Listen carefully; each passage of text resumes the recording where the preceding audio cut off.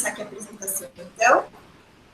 A paciente é a EPB, feminina, 76 anos, natural de Salto. Fiz uma figurinha que é mais ou menos o biotipo dela, né? Baixinha, mais gordinha, né? Hipertensa há mais de 10 anos, diabética há mais de 10 anos, não insulino dependente até então, dislipidêmica. Tem um antecedente de um sangramento de trato gastrointestinal em 2017 por uma diverticulite e já teve uma avaliação na Policlínica 2 em relação ao diabetes dela. E aí o prontuário dela começa em 2011. Ela foi encaminhada a primeira vez em 2011, usando antibioticiano oral e o eletro com uma bradicardia sinusal foi solicitado uma avaliação. A princípio assintomática, uma glicemia de 114, pressão de 14/8. O cardiologista que atendeu propôs um teste ergométrico, que foi negativo para isquemia, mas mostrou uma baixa capacidade funcional, 3,3 metros. Mapa de pressão média de 24 horas de 159/91, foi mantida com enalapril AS e o manejo de antidiabético oral na UBS. Ela foi de alta, ficou em segmento na unidade básica, foi reencaminhada em 2014 para uma avaliação por dispneia aos esforços, hipertensão, diabetes epidêmica e o eletro com extrasístoles. Na ocasião, a gente não tem o registro de 2014, não sei se esse encaminhamento ficou parado, né, de 2014 até 2016. Tem uma consulta de 2016 que mostrava que ela já usava a losartana, simvastatina S, glibenclamida, metformina, ácido fólico, amlodipina e omeprazol. Na ocasião, a glicemia de 147, glicada de 6,8, pressão 100/60, frequência cardíaca de 85, eletro com sobrecarga atrial esquerda, raio-x com aumento leve da área cardíaca e foi solicitado uma ecocardio. Ela teria um retorno em 2016, não retornou. E aí ela foi aparecer para mim em 2020 com insuficiência cardíaca. Chegou em abril, encaminhamento de abril, hipertensa, com início de 15 dias de falta de ar e palpitação. Na consulta, né, já tinha uma história de dispneia há 30 dias, com edema de membros inferiores e elevação da pressão. Usava enalapril, losartano, espironolactona, glifazida, glifage, ácido fólico, omeprazol. Trazia um controle de pressão com variação entre 14/8 e 17/9, uma glicemia entre 135 e 173. Raio-x com calcificação da aorta, aumento da área cardíaca, congestão pulmonar e sinais de um derrame pleural à direita. O eletro era sinusal, com 110 de frequência cardíaca, então uma taquicardia sinusal, extrasístoles monomórficas frequentes, uma inversão da onda T de V4 a V6, AVL e sinais de sobrecarga atrial esquerda. Ao exame, pressão 15/8, frequência de 101, saturação de 95, era ambiente, ataque pneia leve ao esforço, número vesicular reduzido em base direita, né, demonstrando ainda a presença do derrame à direita, os detectores crepitanos até na base do lado esquerdo até o terço médio à direita. Uma hiperfenese de segunda bulha, ausculta cardíaca e edema de uma cruz em membros inferiores. Ela trazia um exame de laboratório de dezembro, mostrando creatinina de 0,7, glicemia de 202, potássio de 4,8 e glicose de 8,5. Esse é o eletro dela, né? Então a descrição, uma taquicardia sinusal, extrasístoles ventriculares isoladas, que as extrasístoles ventriculares, né, isoladas, monomórficas, né?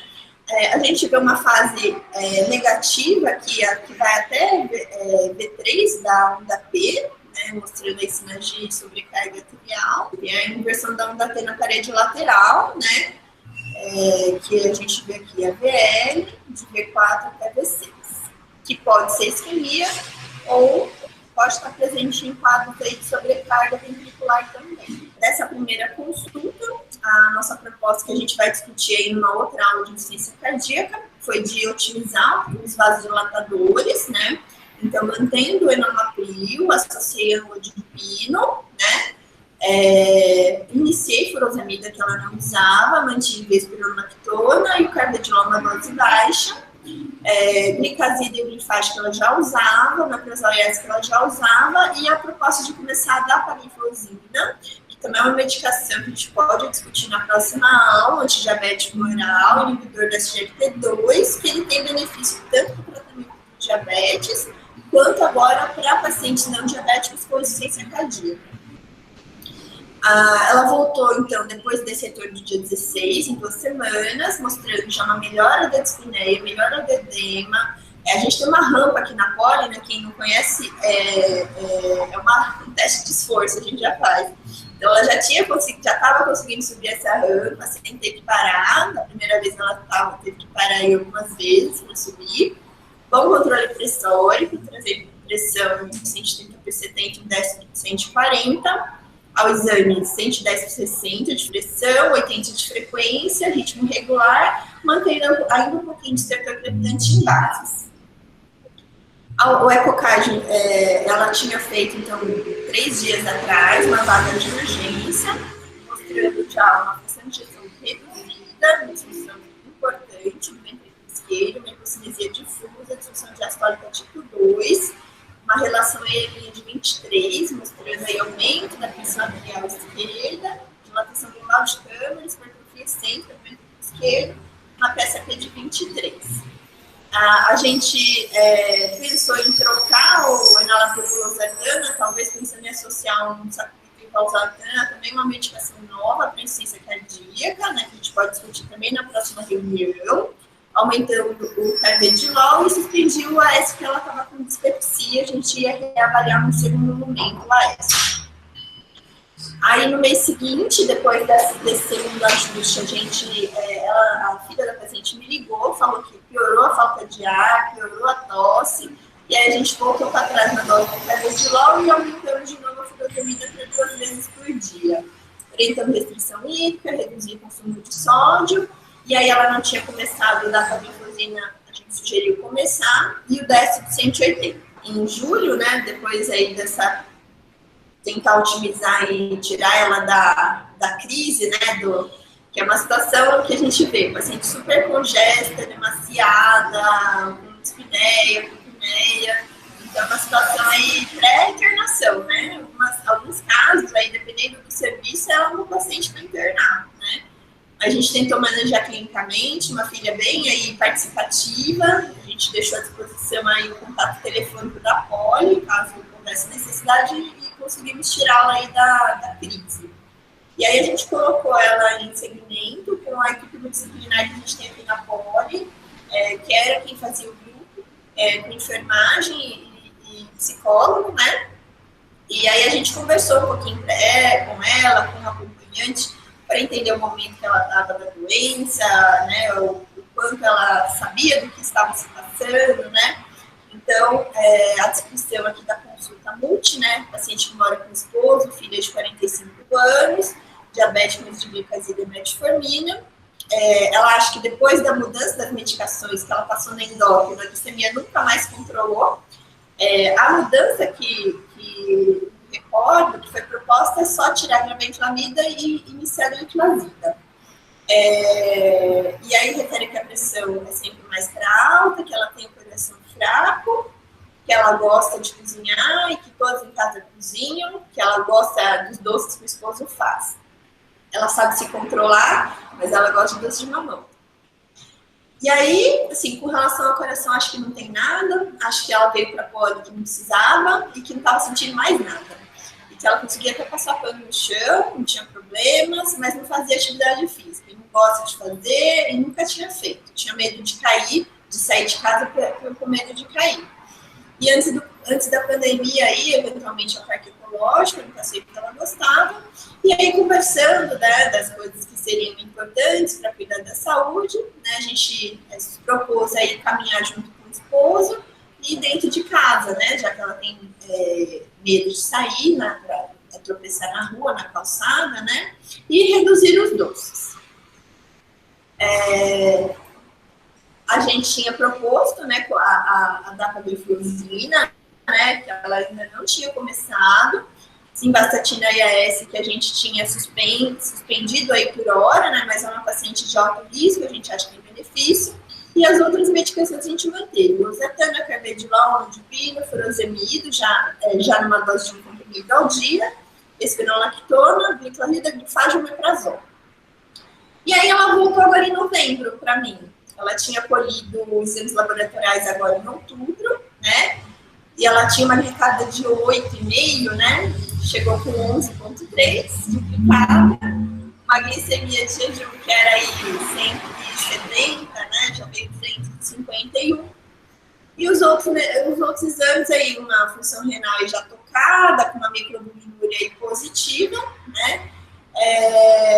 E uma anemia que ela já tinha um histórico de sangramento, né? A gente está atento aí ao uso do AS para essa paciente. Ela não tem plaquetopenia, mas uma paciente aí com anemia, então a gente vai ponderar aí nas próximas consultas um controle mais atento aí ao hemograma, né?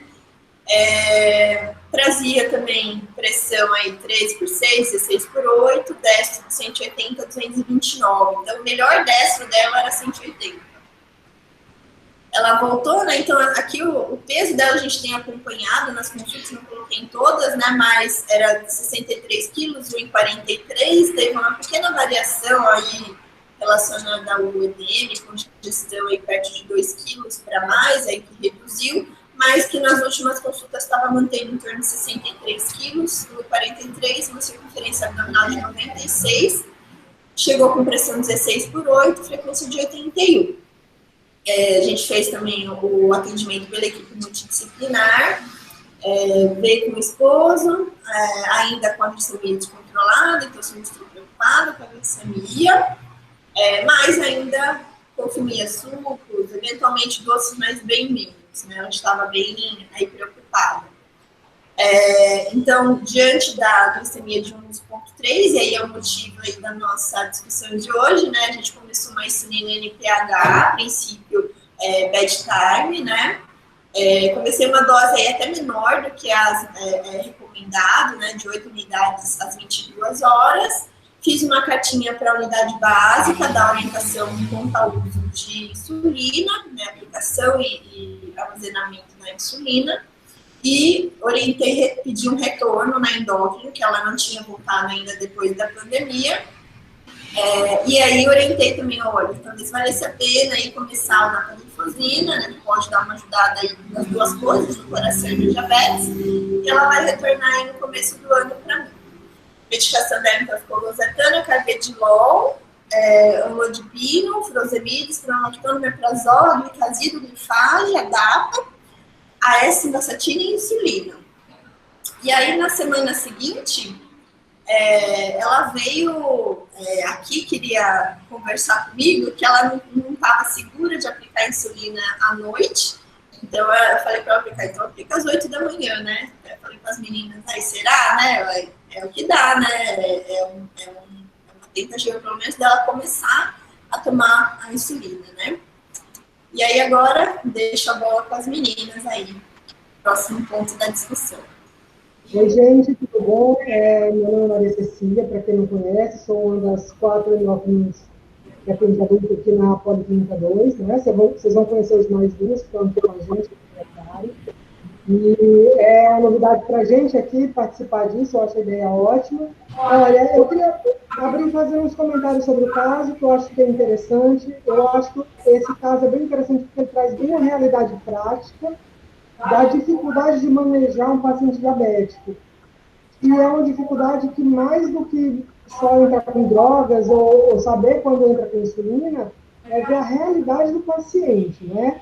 É uma doença muito individual, tem muitos graus, você pega diabetes fáceis de controlar e outros questões de insulina, dose alta é difícil. E que depende muito da aderência do paciente, né? E eu acho que uma das coisas mais importantes, a gente vai falar alguma coisa sobre tratamento medicamentoso aí, mas é entender isso, né? Acolher o paciente como um todo. Eu queria enfatizar a questão dos slides que você colocou, né? Que você falou, Sheila, da equipe multidisciplinar. Isso faz muita diferença, e isso é uma coisa que vocês da unidade básica têm, e a gente não tem muito. A gente tem um apoio de enfermagem aqui, mas a gente não consegue esse acesso todo. A família do paciente, a realidade do paciente. A própria paciente acreditou que o diabetes dela começou a descontrolar Depois que ele endocrino começou na medicação. Foi trocado de glibenclamida por gliclazida, e a paciente disse que depois que o endocrino mexeu na medicação, piorou. Falar isso fora do consultório, você não vai saber e qual é a diferença. E se ela vai seguir, se não vai seguir, se vai tomar, se não vai tomar. Tá?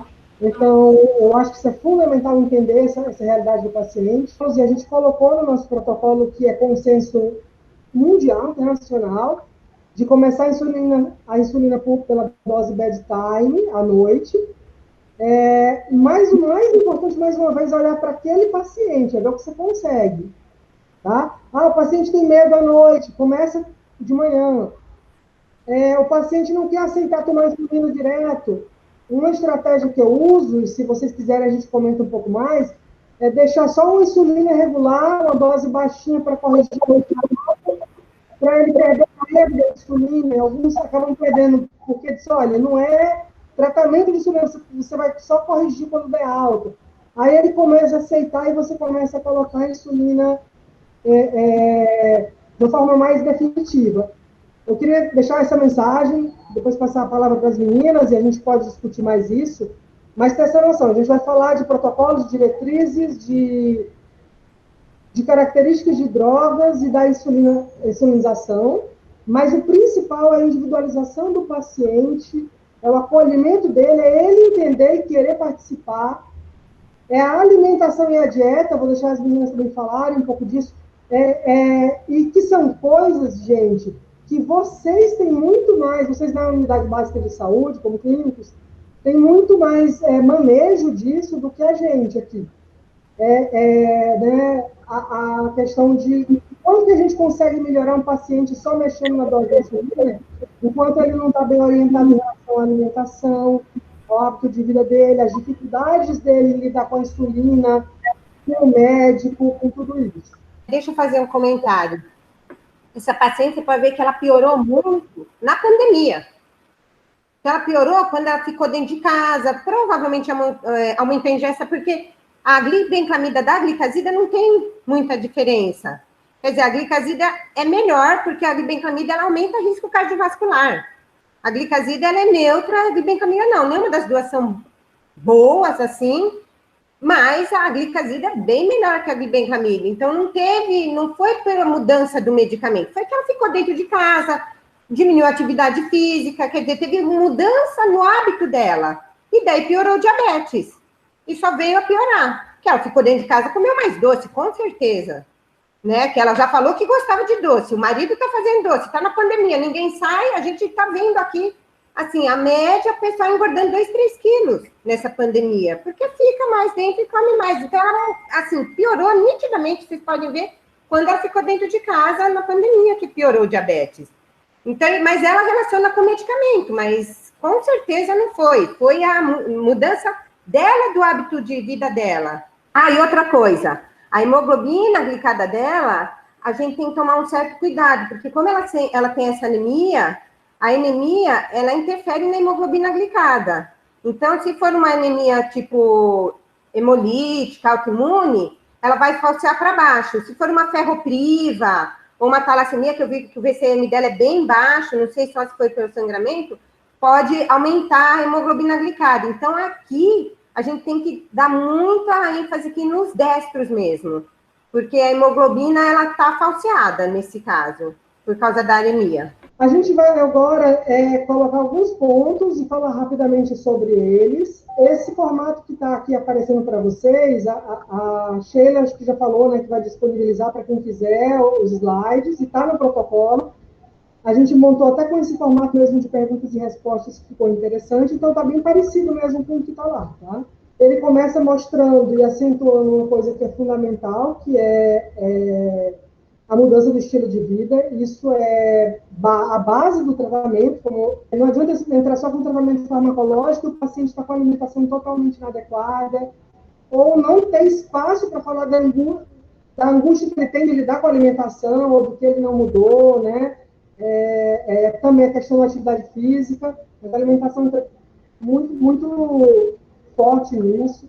Então, ter um espaço para conversar com isso, seja o médico tem que ter um pouco disso, mas a gente também acha que a equipe multidisciplinar consegue ampliar isso muito mais, para um nível mais real, mais profundo, tá? Então, gente, isso é central. A gente precisa que quem está mexendo com diabetes desde cedo, né, as unidades básicas de saúde, a equipe multidisciplinar, trabalha isso muito bem. Porque é o que a gente tem mais dificuldade de trabalhar aqui, e isso impede que a gente consiga ter um benefício no tratamento do paciente. Então, só mexer na insulina, mas às vezes ele não tem noção nenhuma da alimentação, está fazendo tudo errado, a aplicação da insulina, né, ou um pouco de atividade física. Então, foquem nisso, isso não é só o passo introdutório e mais bobo, não é, ele é fundamental em todas as etapas. Eu estou frisando aqui porque nisso vocês são as nossas mãos e nossos pés, e a gente não vai conseguir ter muita efetividade se esse passo não for realmente e cuidadosamente cumprido, tá? E eu acho que é uma das coisas que a gente tem que enfatizar, porque na nossa cultura, que ainda vem muito dessa questão da medicalização, né? O médico é aquele que mexe com medicação, que sabe o que dá, que resolve o problema.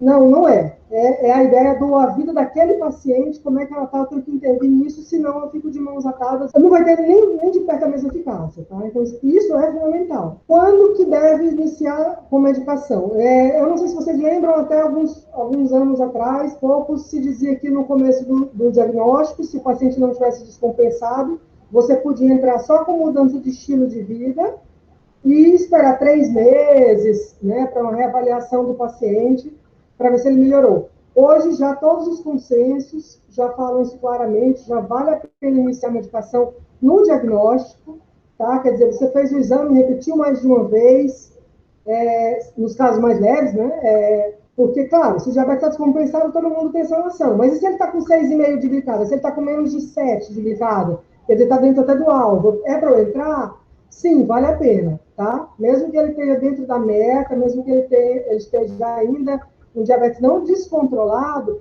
vale a pena entrar e é droga de escolha inicial ainda em todos os consensos da metformina. É uma das poucas coisas boas e baratas que existem na vida, então vale a pena, se o paciente não tiver contraindicação, que é principalmente as insuficiências de rim, fígado ou coração descompensadas, ou graves, né? Ele pode entrar com dose média ou até plena e alta de metformina, é a primeira escolha, vale a pena entrar ao diagnóstico.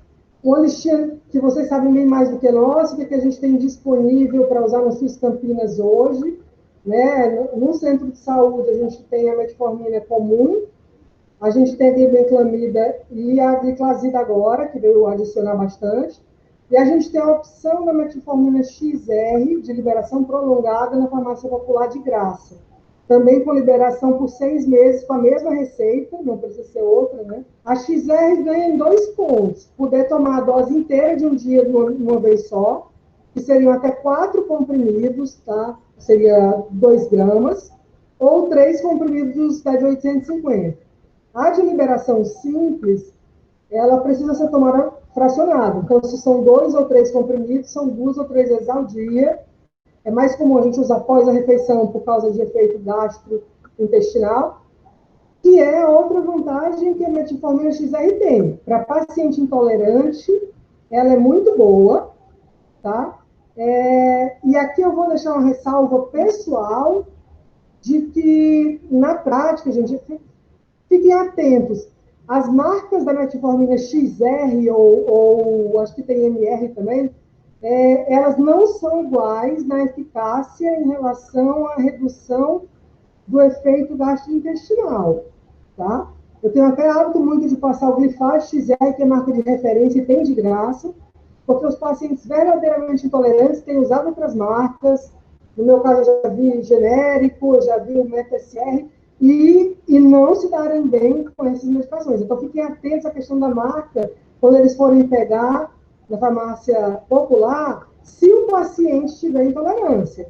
Se ele disser, não, estou usando XR, mas mesmo assim me dá dor de barriga e dá diarreia, faça um teste pelo menos uma vez de usar o Glifage XR mesmo, que tem de graça, porque para alguns pacientes faz diferença, e eu tenho vários. Passam muito dos dedos da mão que isso acontece, tá? Agora, só enfatizando a individualização, Tem paciente que se dá bem com metformina comum, tá? E às vezes é mais prático para ele, porque ele já pega ali no centro de saúde, ele não precisa ir na farmácia popular, levar documento, ser o próprio paciente para pegar o XR. Se ele se dá bem com metformina comum, pode manter, não tem contraindicação, pode manter metformina comum. Não é necessário mudar para o XR se ele não vai se beneficiar em tomada única ou melhora do gastrointestinal, tá? Quanto à gliclazida e a glibenclamida, elas são sulfonilureias que têm a mesma ação, né, esse mesmo mecanismo. Não faz sentido usar as duas, tá, gente? É uma ou outra. A gliclazida tem algumas vantagens grandes. Ela pode ser usada em dose única, até 4 comprimidos, de preferência pela manhã, tá? Mais uma vez eu digo de preferência, porque às vezes o paciente toma em outro horário que fica mais fácil para ele tomar tudo junto. Dá para fazer isso, vocês podem avaliar, porque facilita a questão de estar tomando junto as outras medicações, diminuir o número de tomadas, tá?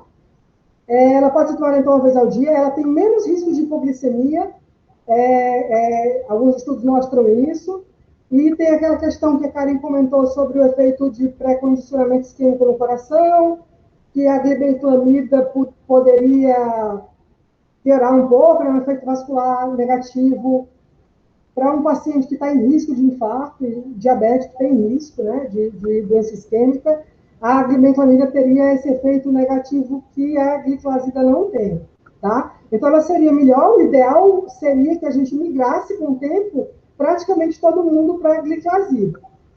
Mas eu quero enfatizar bem, gente, que essa desvantagem da glibenclamida, ela é pequena, e que o importante é que o paciente trate, assim, né? Por exemplo, agora eu acredito que está bem estável, não está faltando mais gliclazida, ninguém me trouxe mais essa reclamação. Mas quando estava faltando e o paciente precisava comprar, tinha vários pacientes que eu mantinha com glibenclamida, porque se faltasse eles não compravam, não tomavam. Então, entre usar uma droga melhor, que se faltar eu não tomo, e usar uma droga inferior, mas que eu acho que não dou melhor com ela, ou que eu tomo sempre porque não vai faltar, porque tem na farmácia popular e tem no SUS, tá? Não tenho essa dúvida. A regularidade, doença crônica, a adesão e regularidade é muito mais importante do que um benefício marginal ou um benefício adicional de uma medicação, tá? Então, ter essa noção, melhor gliclazida, mas não tem, vai faltar, ou o paciente não aceita, sei lá, o que for, glibenclamida quebra o galho, esse efeito negativo do coração, ele nem mancha a ideia do efeito positivo dela de controle do diabetes, entre não usar, não vou dar, vou tirar, vou deixar só com metformina, porque não tem gliclazida, e não vou dar glibenclamida porque é ruim do coração. Não, tá, gente? Não. É para dar, o controle glicêmico é bom. Agora, se pode optar, a gliclazida tem essas vantagens, e a ideia é que, com o tempo, a gente migre cada vez mais para que o fornecimento seja cada vez mais de gliclazida e a gente consiga estabilizar isso e seja a regra. Então, quando iniciar a insulina? Duas situações. Quando o paciente está descompensado, está com uma elevação muito, muito importante das glicemias, seja ao diagnóstico, tá? Seja por uma doença que ele teve, piorou, porque ele passou muito tempo sem vir e piorou muito, tá? Então, glicemias acima de 300 é mandatório entrar um pouco. E mesmo abaixo disso, né, porque às vezes ele tem algumas 250, algumas 300, você tem que fazer médias aí para ver. Mas ele tem sintomas de perda de peso, poliúria, polidipsia, visão turva, vale a pena entrar. É importante vocês terem noção também que, às vezes, essa entrada é transitória. O paciente está muito descompensado. Quando ele está com esses níveis glicêmicos muito altos, ele fica num efeito chamado glicotoxicidade, que faz com que ele demore mais para responder tanto aos remédios, quanto um pouquinho até a própria insulina. Tá? Mas a insulina vence isso rápido. Então, você dá a insulina, um pouco que seja, vai introduzindo, vai acompanhando esse paciente, ele baixa essa glicemia, ele começa a responder melhor aos comprimidos, tá? Então, às vezes, vai dar para tirar a insulina depois, depende do estágio que o paciente está. A gente sabe que 50% dos pacientes diabéticos tipo 2, ao longo da vida, vão precisar de insulina para manter um bom controle. Então, às vezes, ele não larga mais a insulina, porque ele já está numa fase de falência pancreática muito, muito avançada, não volta. Mas se não for, ele pode usar um tempo de insulina e voltar. É importante falar isso, porque eles têm medo de que vai viciar, se eu introduzir, não tira mais, e eu ensino sempre a eles ao contrário. Quanto antes usar, tem mais chance até de tirar e dos remédios controlarem. Tem também um efeito claro de o paciente começa a usar a insulina, nem que seja um pouco, uma dose até abaixo do que ele precisa, ele se cuida mais. Ele fica mais atento, ele quer tentar tirar a insulina, então ele toma mais certinho os outros remédios, ele faz a dieta. Em muitos casos que eu até achei que não ia tirar a insulina, deu para tirar, tá? Eu acho que por uma mudança de estilo de vida e venceu essa glicotoxicidade inicial. Tá? Então, tem esse caso do descontrole importante com sintomas ou glicemias frequentes acima de 300. E também no caso em que você está, aos poucos, vai subindo, ele não chega na meta e você já deu as medicações que dava para você dar. Né? Porque, como até a Sheila comentou, a gente pode falar mais disso, vocês vão ouvir disso. Às vezes você dá uma medicação porque o paciente tem condição de comprar, e aí você pode usar outras medicações para complementar, se o paciente deseja isso, ele tem que opinar e querer fazer isso, né? Mas às vezes ele não tem condição de comprar, ou ele tem e não quer, ou você já está dando a terceira droga para ele, às vezes até a quarta. Não está na meta, gente. A gente vai falar um pouco de meta. Está na hora de começar a insulina aos poucos. Olha, paciente tem esse preconceito, mas profissional de saúde não pode. Até porque a gente tem que tirar deles. Quanto antes entra a insulina, melhor. Quanto antes entra a insulina, eu poupo coração, rim, vaso, pâncreas, inclusive. Eu dou uma aliviada no pâncreas, eu boto umas muletinhas ali para o pâncreas não se exaurir muito rápido nessa glicotoxicidade, tá? Então, não, eu vou esperar, porque se eu entrar agora, né, é ruim. Não. Se eu estou na dúvida, o paciente aceita, eu já vou quebrando a resistência dele, entrar com a dose baixa, não vai ser prejudicial, ao contrário. Quanto antes entra, menos complicação crônica, tá? Porque atinge o controle melhor. É muito importante vocês terem isso na mente de vocês, tá? A gente tem disponível ainda insulina NPH irregular humana, como vocês sabem. Eu sei que às vezes parece chato, porque tem insulinas novas e mais modernas, que a gente tem um pouco de disponibilização só para grupos bem restritos. Mas também, gente, vamos lembrar que faz o quê? 20 anos, talvez 20 anos, que a gente usava insulina de porco e insulina de boi, que dava muito mais lipodistrofia, que podia dar mais reação alérgica. Essas nossas insulinas um dia já foram a ponta da tecnologia, então elas são boas, elas não são terríveis e péssimas, elas são boas. Não é o que a gente tem de ponta, mas a gente tem disponível de graça, sem faltar, né? Ainda tem a farmácia popular, então vamos valorizar também o que a gente tem. Elas conseguem controlar uma boa parte dos pacientes diabéticos tipo 2 bem, tá? Então, são humanas, tem essas vantagens. Gente, esse slide aqui eu acho que é bem importante, tá? Porque fala do tempo de ação de insulina. É isso aqui que vocês, e com o tempo os pacientes, têm que ter na mente para mexer nas doses. Né? Então, eu tenho que entender. Eu uso até uma regrinha mais fácil, que é assim: regular 1 a 3 horas. Isso é prático, isso é meu, isso não está em livro nenhum, tá, gente? Vocês adaptem, o número certo está aí nesse slide, vocês podem ler. Mas eu faço assim, eu até ensino os pacientes assim: regular 1 a 3 horas, NPH 3 a 8 horas. Elas começam antes, elas terminam depois disso. Mas esse aí é o período principal, porque aí eu vejo, por exemplo, o paciente está tendo hiperglicemia antes do almoço, em torno de 3 a 4 horas que ele tomou a dose da manhã, um exemplo. Então, 3 a 4 horas depois, ele não tem no pós-café imediato, eu tenho que reduzir, ou eu tenho que aumentar, porque ele é hiperfeliz. Eu tenho que aumentar a NPH da manhã. Se for hipoglicemia, eu tenho que diminuir a NPH. Porque eu me baseio nesse tempo de ação para saber qual poder mexer, tá? Então, isso aqui tem que estar muito na cabeça de vocês, ter isso aqui como uma colinha. E podem usar assim no dia a dia essa ideia do número 1 a 3 horas para regular e 3 a 8 horas para N, que também rapidinho dá para ter uma noção, certo? Então, isso a gente usa junto com como está escrito aqui, com as medidas do destro. as medidas da glicemia capilar para controle, o ideal é que sejam feitas logo antes da refeição. É importante orientar, porque às vezes o paciente acha que é para fazer 1 hora ou 2 horas antes da refeição também. Não, é só o pós-refeição, que é em torno de 2 horas após. Não é meia hora depois de comer, porque faz um pico inicial que tem menos importância para a gente tratar, tá? Então, a gente pede uma glicemia, que na verdade é 1 hora e meia, 2 horas depois de comer, ou logo antes de sentar para comer, tá? Seja café, almoço e janta. E aí você vai usar isso junto com o pico da ação da insulina para decidir qual insulina que aumenta ou diminui. Duas perguntas, na verdade. Ainda com relação a esse controle de glicemia, o pós-refeição, ele conta 2 horas após ter iniciado a refeição, né? Não é tipo, parei de comer, aí vou contar 2 horas. Não, quando eu sentei para comer, aí você conta 2 horas para fazer o seu controle da glicemia, né? E uma outra questão da Ana Cristina com relação à sulfonilureia, quando você já começou a insulinização. Qual que é o ponto, até quando você mantém a sulfonilureia e quando ela pode sair fora que ela não está mais fazendo diferença? Eu gosto de dizer que também isso pode variar um pouco pela mão que você pega para fazer isso na prática ou não.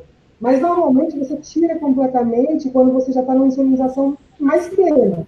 Em geral, com o IPH é regulado 2 vezes ao dia. Quer dizer, ele não consegue controlar os pós-prandiais, mas ele não tem mais quase secreção ele não tem mais quase secreção pancreática de insulina, né? O que a sulfonilureia faz, a atuação secreta gorda. Por exemplo, se eu uso insulina de pH 1 ou 2 vezes por dia, mas eu não estou precisando usar regular, ele controla os pós-prandiais, isso provavelmente é a ação da sulfonilureia e vale a pena manter, tá? Então, às vezes, com a bedtime sempre vale a pena, 2 vezes ao dia, em geral, vale a pena. A maioria das vezes que a gente tira, quando começa a passar para 3 vezes ao dia, ou 2 vezes ao dia com regular NPH, que é uma insulinação mais plena que você está vendo que não faz diferença. Tá? Aí você tira até para tirar o número de comprimidos, né? Já reduz alguma coisa, ajuda.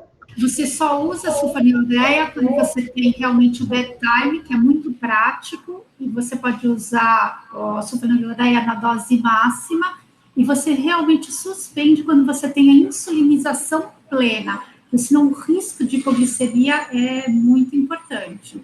Então, aí você realmente suspende. Em alguns casos, às vezes o paciente começa a melhorar bastante, até pelo autocuidado, e se a dose da insulina que estava plena, por acaso reduziu, é mais raro, mas isso pode. Você pode fazer um teste de reintroduzir a sulfonilureia para ver se você consegue diminuir o número de aplicações, né?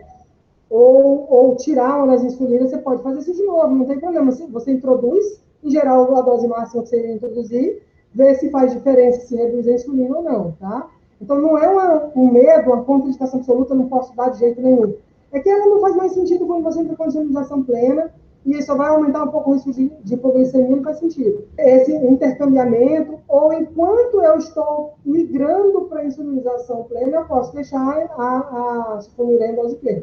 Aqui, só falando para vocês, eu acho que é interessante saber que na farmácia popular está disponível refil para caneta de insulina, tá? De graça para qualquer paciente, só que da MPH Regular Humanas, só que aí ele precisa comprar a caneta e na mesma marca, a indicação que seja da mesma marca, quem vai pegar. As mais comuns são a da Novo, que é Novopen, e a da Lilly, que é a Umapen. A gente tem um videozinho, acho que está nesse link, né, Sheila? Que ele fala, bem interessante, que ele mostra as canetinhas, esse videozinho, ele mostra o que é, tá? Porque o paciente vai ter que comprar a caneta e vai ter que comprar as agulhas, tá? A gente vai falar só nos casos que agora estão distribuindo no centro de saúde, vocês já devem saber, mas se for outro paciente, ele vai ter. Alguns pacientes acham que vale a pena, tá? Pelo conforto de usar a caneta, que não vai mais na geladeira. Quando você tira o refil da geladeira e está em uso, ele não vai mais na geladeira. As agulhas são bem mais fininhas, tá bom? E aqui, está falando aqui embaixo, né? Hoje, acho que vocês já estão sabendo, até 16 anos, que vai ser praticamente só DN1, e acima de 60 anos de idade, os pacientes podem pegar essas canetas descartáveis, nem precisa trocar, descartáveis, e as agulhas para aplicação no centro de saúde. Gente, vale a pena testar. Às vezes tem o paciente ou até o profissional fica na dúvida se vale a pena trocar uma picada de seringa, porque ele mistura as duas na seringa, ou duas de caneta, mas quem experimenta, a maioria prefere as duas de caneta, porque a agulha é mais fina, é mais rápido, o erro de dose é muito menor, a gente tem muito mais erro em seringa do que se imagina, tá? É uma das coisas que a gente tem enfatizado bastante, treinar bastante o pessoal de enfermagem para fazer treinamento com os pacientes da aplicação. Aqui é só falando que a gente tem insulina Asparte, a insulina NovoRapid, a marca NovoRapid, né, que é a atual, tá? Só tem ela até. Pelo alto custo, para DM1, certo? Só para DM1, a primeira prescrição tem que ser feita pelo endócrino, de acordo com o protocolo do alto custo, as outras não. DM1 vai estar mais com a gente, é bom vocês saberem também, né? Porque o paciente é de vocês também, né? É da unidade básica de todo mundo. Mas, normalmente, é o endócrino que vai acabar conduzindo isso mais, tá?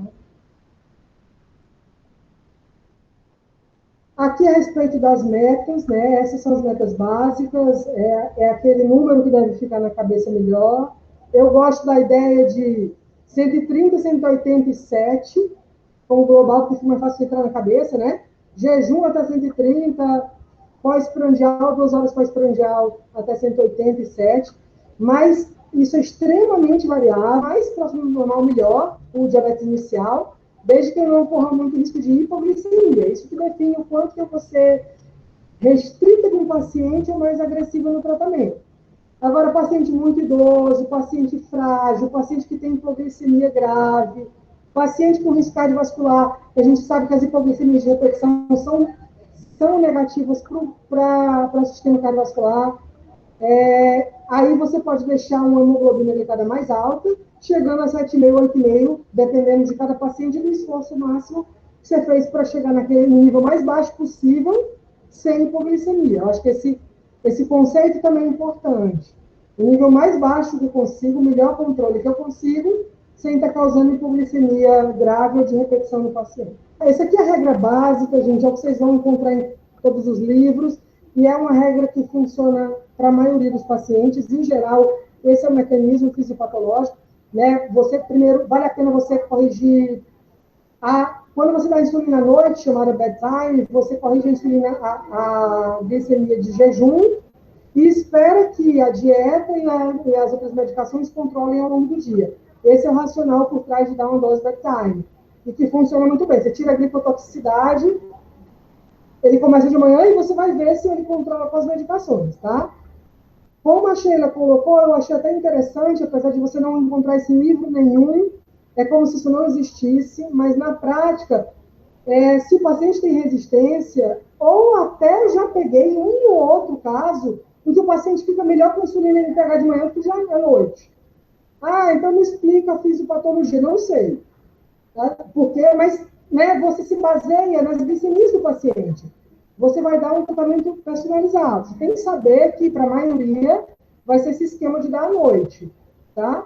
Mas você está vendo que ele amanhece bem, e que ao longo do dia que sobe, você pode começar com insulina pela manhã. Mais uma vez, se baseando no horário de ação da droga, né? No horário de principal ação da droga, tá? Mas então você começaria, na regra, você deixaria as drogas orais todas, pelo menos as duas que tem disponíveis, né? Ou 3 ou 4, se o paciente vai usando, e começaria à noite com a dose em torno de 0,2 unidades pelo dia. Na prática, uma dose de 10 é muito comum de iniciar. Se o paciente for muito magrinho ou muito risco de hipoglicemia, você pode começar com um pouquinho menos, mas em geral é 10, 12, e você vai aumentando essa dose, normalmente até 20, 30 unidades à noite, até controlar de manhã, tá? Pensando na glicemia de manhã, mas normalmente acima de 20 a 30 não faz sentido, dar 40 unidades só à noite, esse paciente vai estar precisando de manhã também, se ele está precisando de uma dose tão alta. Estabilizou a glicemia de jejum, você vai manter as outras drogas e ver se ele vai controlar bem, tá? Faz avaliação em 3 meses com a glicada e ver se ele entrou no alvo. Entrou, beleza, mantém, não entrou, vem a fase seguinte, que é a glicemia pré-jantar, que seria mais longe, né, pensando em introduzir exatamente a NPH da manhã. Se o jejum tá bom e o pré-jantar tá alto, tá na hora de eu entrar com insulina e NPH pela manhã para esse paciente, tá? Se eu aumentar mais a da noite, ele vai fazer hipoglicemia de madrugada ou de manhã cedo. Então, eu começo a fracionar e entrar com segunda dose pela manhã. Uma dúvida comum é, enquanto eu uso só a insulina NPH, não precisa obrigatoriamente ser antes da refeição, porque ela vai começar a agir depois de 1 ou 2 horas, né? Principalmente depois de 3 horas, uma ação mais intensa, então não precisa ser obrigatoriamente antes do café da manhã, tá? Mas quando eu entro com insulina rápida, precisa ser de preferência meia hora antes de se alimentar, para poder exatamente eu ter a ação da insulina na hora que a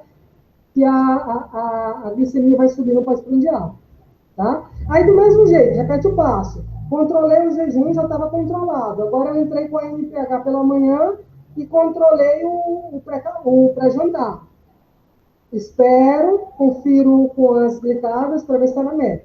Aí eu começo a ver, eu entrei com essas duas, controlou e não está na meta, aí eu vou ter que ver as pós-prandiais, né? Começar a ver para pensar em usar a insulina rápida, de ação rápida para controle. Então, aí eu vou conseguir. Quando os pacientes se encaixam na vida real nesse esquema de livro, né? Eu estou bem controlada no jejum, eu estou bem controlada no pré-jantar, mas eu vou começar a perceber que esse paciente está mantendo as glicemias capilares pós-prandiais, parte delas, ou a maioria delas, acima de 180. E aí eu vou ter que entrar, não dá para corrigir com o NPH, eu vou ter que entrar com a regular, e isso conforme, né, conforme a refeição. É comum que seja as 3 refeições já aumentem. Às vezes acontece o paciente aumentar só o pós-café, só o pós-almoço, que é o mais importante. Então, você pode individualizar onde que precisa regular para aquela refeição, tá?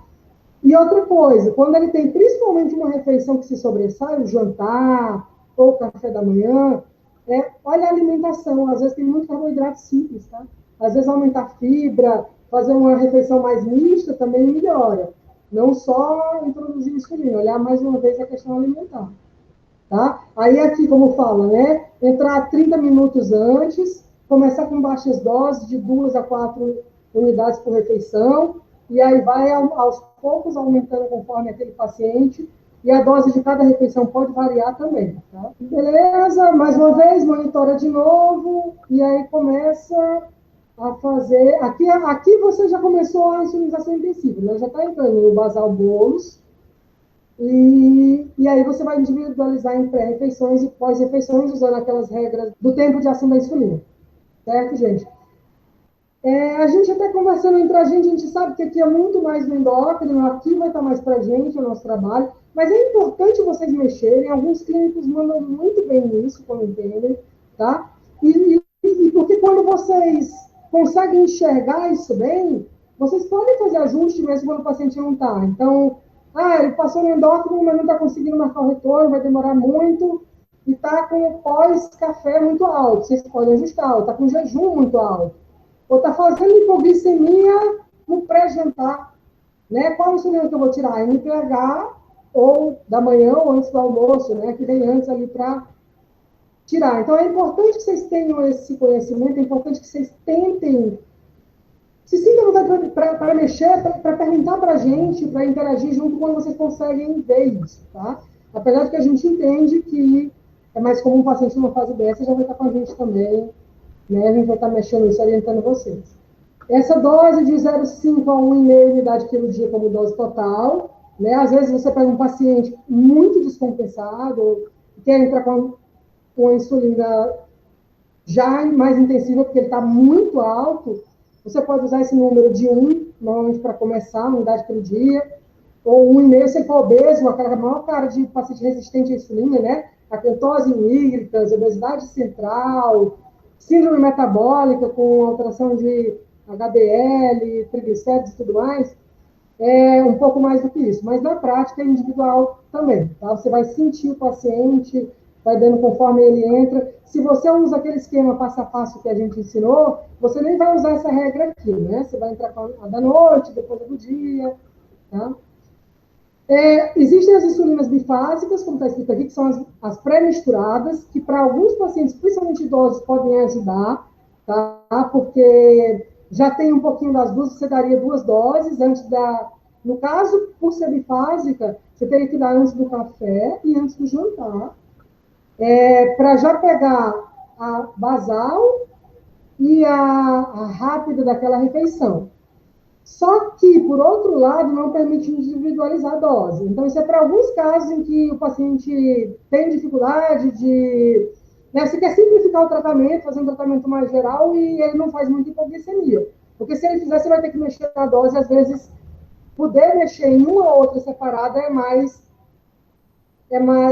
o controle mais fino, é o que a gente faz na prática muito mais, tá? E a gente não tem essas misturas tanto com análogos de ação longa ou ultralonga, ou com a NPH, né, regular NPH, a gente não tem em nenhum programa, a gente não tem de graça, seria pago, e aí eu acho também que isso já é uma desvantagem, principalmente para a nossa realidade. Posso só fazer uma adenda aqui?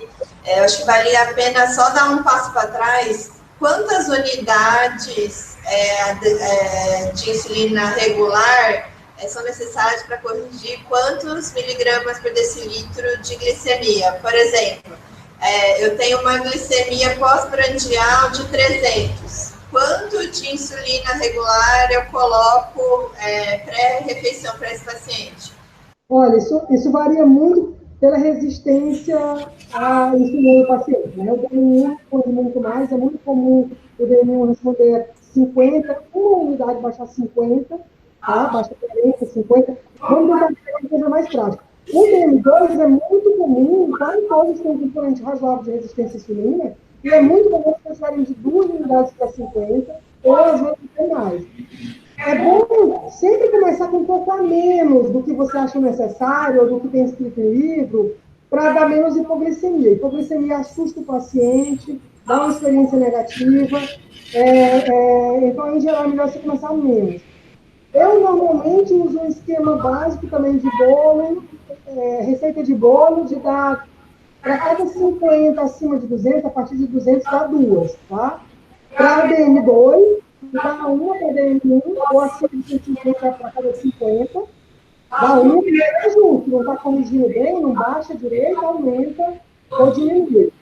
Essa dose, por exemplo, os meus pacientes diabéticos que eu dou para a maioria, acima de 202, acima de 254, acima de 256, acima de 308. Em geral, não é muito bem do isso. No máximo 8 ou 10, tá? Porque senão ele começa a sensibilizar demais.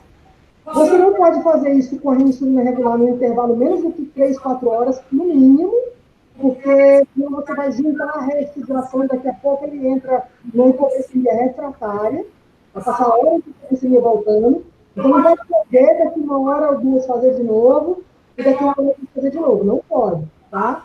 É no máximo 3 vezes ao dia. Esse é um pouco abaixo do que dá para corrigir, mas eu acho mais seguro para os pacientes, tá? E na prática, você pode começar com um número geral e ver se responde para aquele paciente ou não. E aumentar ou diminuir conforme ele responde. Eu estou com 300 e aplico 8, baixa de mais, dou menos, baixa de menos, dou mais.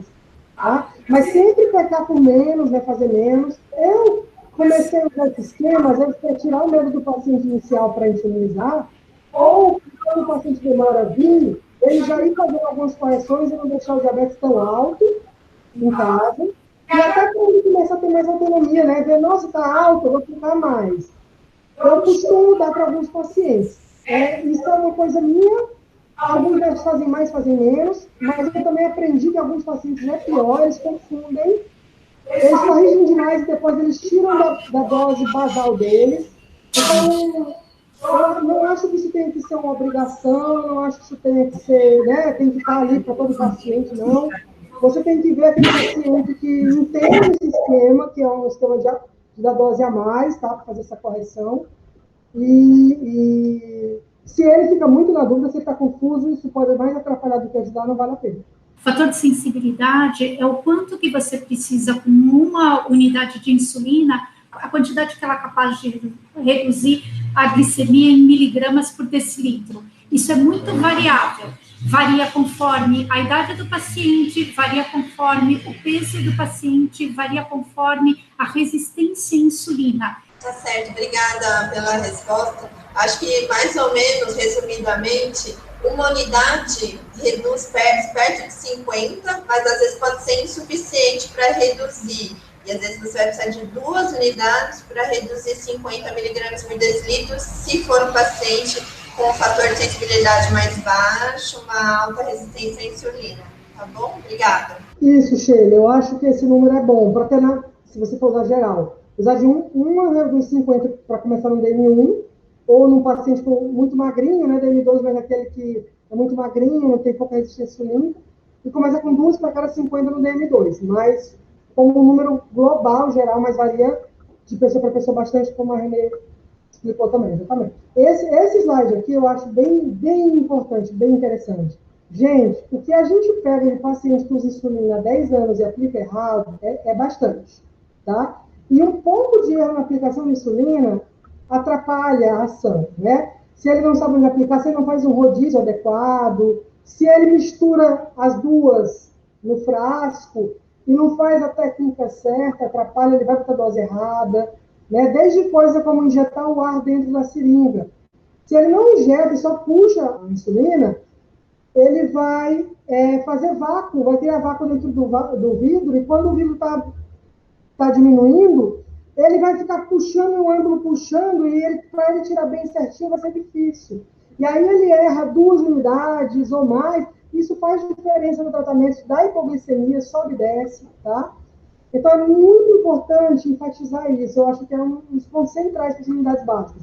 O treinamento adequado do paciente, dos profissionais, do paciente, e treinamento do paciente significa orientar ele, dar na mão dele com insulinas velhas, vencidas, ou com soro fisiológico, o que for, mas para ele fazer a montagem ali da dose, a mistura, na frente do profissional, ou ele quem aplica no paciente. Porque só ele ficar olhando e balançando a cabeça, eles não entendem, eles não sabem, não fazem direito.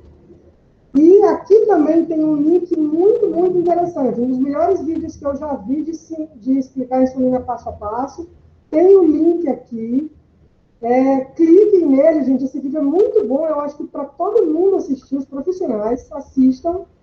E até para passar para o paciente assistir. Sabe, às vezes, tentar fazer isso para não ter que falar toda vez, tudo de novo, ele repetir algumas vezes. Passar esse link para o paciente, porque está muito bacana, bem completo. Fala tudo o que precisa saber, e são erros muito comuns, tá? E afeta, sim, o controle do paciente. Aquela flutuação maluca de, no jejum faz hiper e faz hipo, e aí? O pós, né? E aí a gente fica, e aí, aumenta ou diminui? É complexo, tá? Então, a aplicação de insulina é uma das coisas que tem que estar, assim, bem feitas. É uma das coisas que tinha que estar bem antes dele vir pra gente, né? Quando ele já começa com vocês, né? Então, olhar, ver como é que está esse esquema na unidade básica de vocês, reciclar os profissionais de enfermagem para isso, usar o vídeo para passar para o paciente. Acho que tem várias formas de fazer isso, mas sempre conferir, em pelo menos 2 vezes diferentes, o paciente fazendo na frente de um profissional, tá? Para conferir. Acho que isso é fundamental. E aqui a monitorização glicêmica, como vocês sabem, a gente tem as fitas disponíveis só para pacientes que usam insulina. Era interessante que em pacientes mais frágeis a gente tivesse também, né, com comorbidades, idosos, em outros casos, mas o esquema que a gente tem, são os prioritários mesmo, tá? E a gente tem uma liberação básica de 50 unidades para a maioria dos pacientes, e 150 unidades para os DM tipo 1, e a gente tem discutido no protocolo agora a ampliação para aqueles pacientes que são diabéticos tipo 2 com cara de tipo 1, né? Isso está sendo feito sob justificativa. Paciente que usa insulinização plena e que sobe e desce diabetes, gente, a glicemia capilar durante o dia, ele tem que fazer também 4, 5 vezes ao dia. Eu acho que aqui também é individualizar, tá? Mas saber que para o grosso, para a maioria e para os que estão com vocês, 50 unidades por mês é suficiente, porque ele pode ou fazer de 1 a 2 vezes por dia, ou fazer várias vezes num dia só e pula um dia, 2, né? Ou faz uma semana inteira e pula outra semana sem fazer, faz quando está mais próximo na consulta. Então, para o diabético tipo 2, a grande maioria é suficiente, 50 fitas por mês. E também observar aqueles pacientes que fazem, né? Às vezes você dá 100 fitas por mês, pede com justificativa, porque ele precisa, mas ele não usa, ele não faz, ele não traz esses dados, não faz sentido a gente estar gastando insumo do paciente, tá? A gente já comentou que é para medir logo antes ou 2 horas depois de começar a refeição, né? E usar de acordo com o horário de pico de insulina para mexer na dose. É importante fazer na forma de tabela, tá, gente? Vocês têm esses cartõezinhos em várias coisas, porque eu não sei se vocês já tentaram ver uma monitorização de várias vezes ao dia, escrita encarrilhada numa folha, assim, uma atrás da outra. Você não consegue ver, você passa um tempo enorme pulando, perdendo, fica muito confuso. Quando está em tabelinhas, cada coluna representa um horário do dia, fica mais fácil, intuitivo de ver. O paciente só precisa anotar o número do dia e o número da glicemia no horário, ele não precisa dizer se o jejum foi 7 horas da manhã ou 10 horas da manhã, é o jejum dele, então fica mais fácil para ele anotar, ele tem que anotar isso na hora, e muito mais fácil para a gente enxergar onde que tem que mexer, tá? Eu acho que aqui vale a pena só fazer mais um adendo, porque é uma coisa muito comum, por exemplo, o paciente, eu vou até lançar em forma de pergunta para vocês, né? O paciente acorda com 50 de glicemia, está com insulinização ali 2 ou 3 vezes ao dia, ou então NPH à noite, de manhã, que seja, e aí ele acorda com 50. O que ele faz? Né? O que se faz? Está certo ou está errado? Né? Ele, em geral, diz, eu estava com 50, eu não tomei insulina. Porque, poxa, eu estava com 50. Está certo essa conduta? O que a gente tem que fazer, ou mexer? Eu fiz a pergunta, mas acho que já posso responder, né, para a gente ganhar tempo também.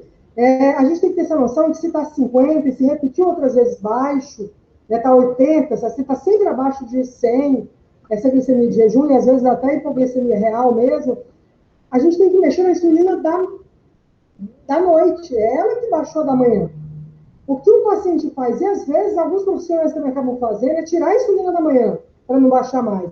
Só que a insulina da manhã, principalmente a insulina lenta, ela vai agir mais forte depois de 2, 3 horas, né? E é a hora que o paciente já comeu, ele já vai ter a resposta da hipoglicemia, ele vai ter 200, 300, 400 mais tarde, se você tirar a da manhã ou reduzir.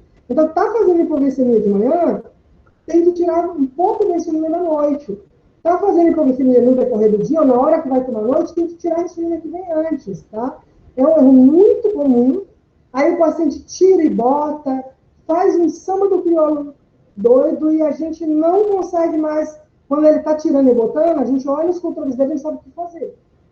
Tem que dizer, peraí, tenta esclarecer conversando pelos sintomas, quando é que ele usa ou não, pede para ele usar uma dose fixa, se for o caso menor, para evitar a hipoglicemia, porque ele tem medo, para começar de novo a escalonar para cima, para poder usar uma dose fixa e saber onde tirar e colocar, tá? Então, é um erro comum. Ah, mas ele está com 50, ele vai tomar?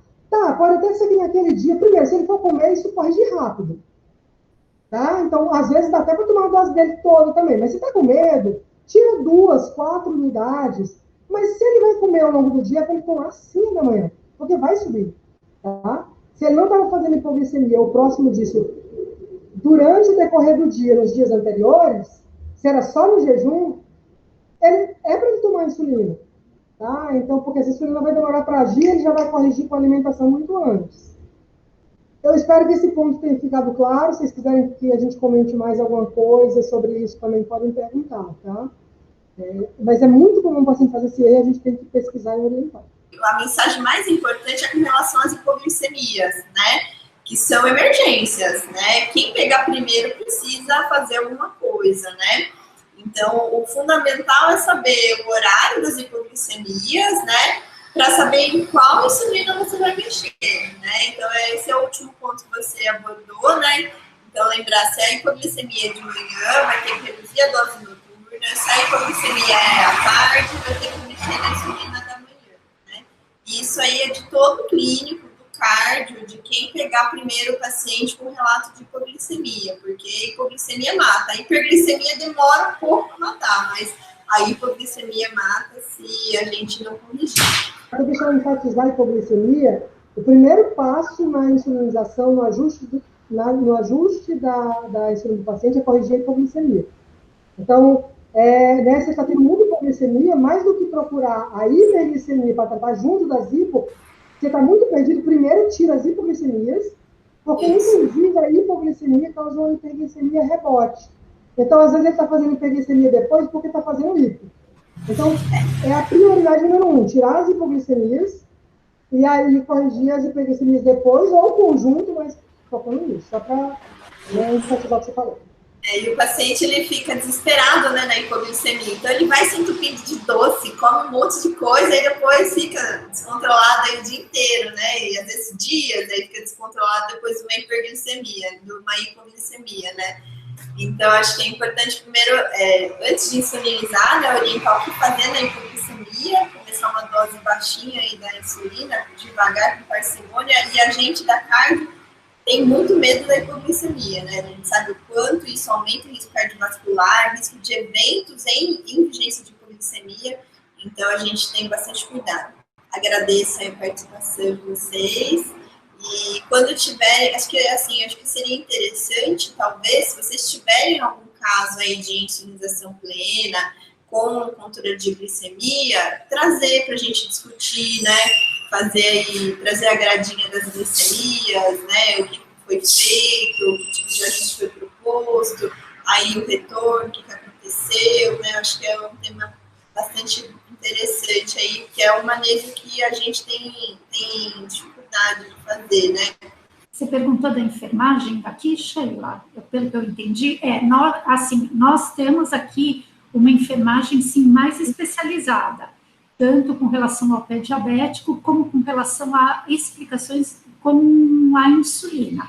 Então, a gente tem um grupo mais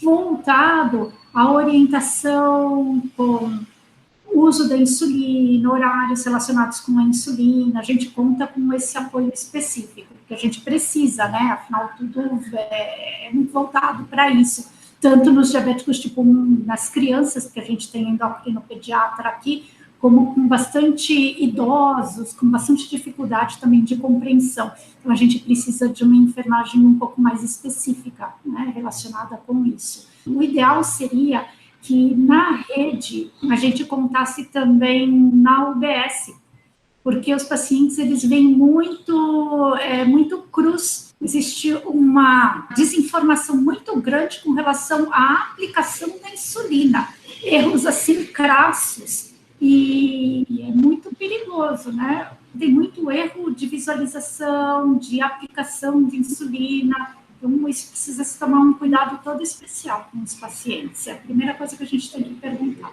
Dá a seringa para o paciente e fala, põe enquanto você está tomando. Você vai ver que a maioria põe tudo errado. É uma coisa que tem que ter, porque assim, aqui eles vêm com a gente, às vezes, de 4 em 4 meses, então eles não têm, né, como a gente está ensinando, isso daí tem que ser no centro de saúde mesmo, que está mais perto, né, do paciente. Aqui, muitas vezes, tem paciente que vem de um monte de lugar longe que dói, então eles vão vir pouco aqui, não tem como eles estar vindo aqui pegar esse apoio, né? Difícil. O centro de saúde que é o importante nesse apoio aí de aplicação, de armazenamento. Você vê paciente que chega com umas bolas inflamadas assim no braço, porque está ficando sempre no mesmo lugar. Isso daí dá também uma alteração total na hora de medição, porque faz hiper, porque fica o local todo inflamado. Então é muito importante. Essa parte é muito importante, estar com esse auxílio da enfermagem do centro de saúde. É a educação em diabetes. Praticamente, não sei se não é 80% do tratamento. No mínimo 50%. No mínimo. 50%. Porque é uma doença que é uma doença crônica. E nesse primeiro caso, eu acho que é um caso muito ilustrativo, porque é um caso evolutivo. Não é que a paciente piorou com o tratamento da glicazida, é a história natural da doença. Você contou muito direitinho. Isso é uma falência ao hipoglicemia antioral. É a história da falência ao hipoglicemia antioral. O paciente tinha metformina, aí ela vai evoluindo progressivamente com piora aos hipoglicemias antiorais. Essa é a historinha da doença. É a falência com piora nos 10 últimos anos, até a necessidade da insulina. É a falência da célula beta, essa é a historinha da doença, a necessidade progressiva da medicação até chegar na insulinização, que é o que ocorre com 80% dos casos. É o que a gente tem de historinha da doença. Isso é o que vou só enfatizar também o que a Ana está colocando, Karen. Educação em diabetes é central, é uma parte importantíssima e é da unidade básica, né? Mas que a gente tem um entendimento que a gente precisa ter aqui, mas na verdade é uma coisa que tem que ser básica, tem que ter, começar de baixo, não é algo de um serviço especializado. Né? A gente tinha até que, é uma ideia muito interessante que se desenvolver educadores de diabetes, às vezes pegar um agente comunitário, às vezes pegar até um voluntário, alguém que quisesse ser treinado para ensinar, a gente usar recursos da comunidade para ter pessoas que aprendam, que levem essa educação, a gente precisa. A gente usa a enfermagem, tem outras fontes, mas, gente, é da unidade básica, né? É do mais básico, é do nível de atenção primária à educação em diabetes. A gente tem que ter essa noção em mente. De todos os níveis, né? Eu acho que é isso, então. A gente vai encerrando a reunião de hoje. Responda um questionário, tá bom? Obrigada.